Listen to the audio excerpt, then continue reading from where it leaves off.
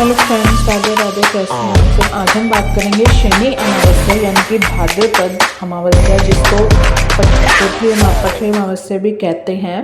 क्या है कि सनातन धर्म में अमावस्या तिथि का बहुत महत्व है। इस दिन लोग गंगा समेत अन्य पवित्र नदियों में स्नान करते हैं। अमावस्या के दिन पितरों को भी समर्पित होता है। तो इस तिथि पर पितरों का तर्पण पिंडदान करने से पितृदोष से मुक्ति मिलती है, परिवार की सुख समृद्धि आती है। और अगर अमावस्या शनिवार के दिन पड़ रही है तो आप इसे शनि अमावस्या कह सकते हैं। यानी कि ये भाद्रपद जो अमावस्या है, इस पर आपको कुछ उपाय करने हैं।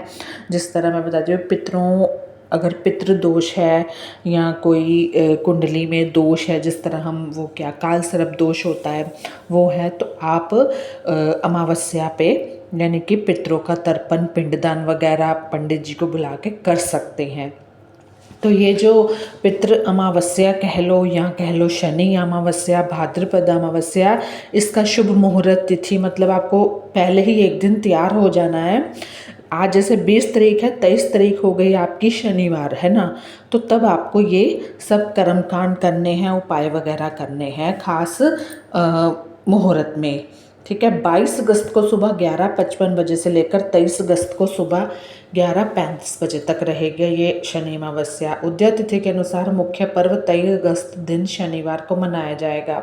अमावस्या जब शनिवार को आती है तो उसे शनि अमावस्या कहते हैं। धार्मिक दृष्टि के साथ साथ ज्योतिष शास्त्र में भी इस दिन का खास महत्व है।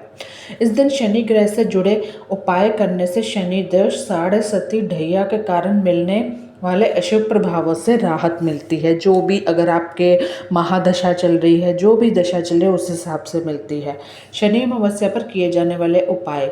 शनि अमावस्या के दिन शनिदेव को सरसों का तेल चढ़ाएं। यदि मूर्ति रूप में शनिदेव की पूजा हो रही है तो केवल उनके पैर के अंगूठे पर तेल अर्पित करें। अगर शनि देव शिला रूप में विराजमान है तो पूरी शिला पर तेल चढ़ाया जा सकता है। अगर आपको नहीं पता चलता तो आप पंडित जी से पूछ सकते हैं कि पंडित जी शनिदेव इस मूर्ति में किस तरह विराजमान है, तो आपको उस हिसाब से तेल चढ़ाना है शनि अमावस्या पर। पीपल के पेड़ के नीचे दीपक, ये तो आप हर शनिवार कर सकते हो। शनि अमावस्या के दिन आपको सूर्यास्त के बाद शाम को पीपल के पेड़ के नीचे सरसों के तेल का दीपक जलाना है। मान्यता है जीवन में सुख संपत्ति का वास्ता है। ये लाइन्स बहुत बार मैंने बोली हैं, क्योंकि तो अगर आप शनि जी से दोष से छुटकारा पाना चाहते हैं तो ये रोज़ शनिवार को कर लें।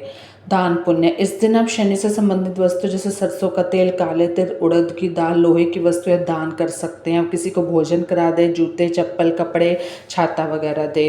हनुमान जी की उपासना, कहते हैं शनि के कष्टों से मुक्ति पाने के लिए सबसे श्रेष्ठ बल उपाय है, महाबल उपाय बजरंग बली की अर्चना करना। मान्यता है कि हनुमान भक्तों को शनिदेव के कष्ट से भी मुक्ति दिलाते हैं। ज्योतिष शास्त्र में हनुमान जी की शनि का कष्ट हरने वाले देवता माना जाता है। ऐसा कहा जाता है जो व्यक्ति हनुमान जी की भक्ति सच्चे हृदय से करता है उसकी सभी मनोकामना पूर्ण होती है। ऐसे में यदि आपके जीवन में साढ़े सती का प्रभाव है तो शनि अमावस्या के दिन आपका हनुमान जी की पूजा करना विशेष रूप से फलदायी ही होगा। मुख्य रूप से इस दिन हनुमान चालीसा का पाठ करना भी शुभ हो सकता है। तो इससे आप शनि की जो साढ़े सती है उसके प्रभाव को काफ़ी हद तक कम कर सकते हैं।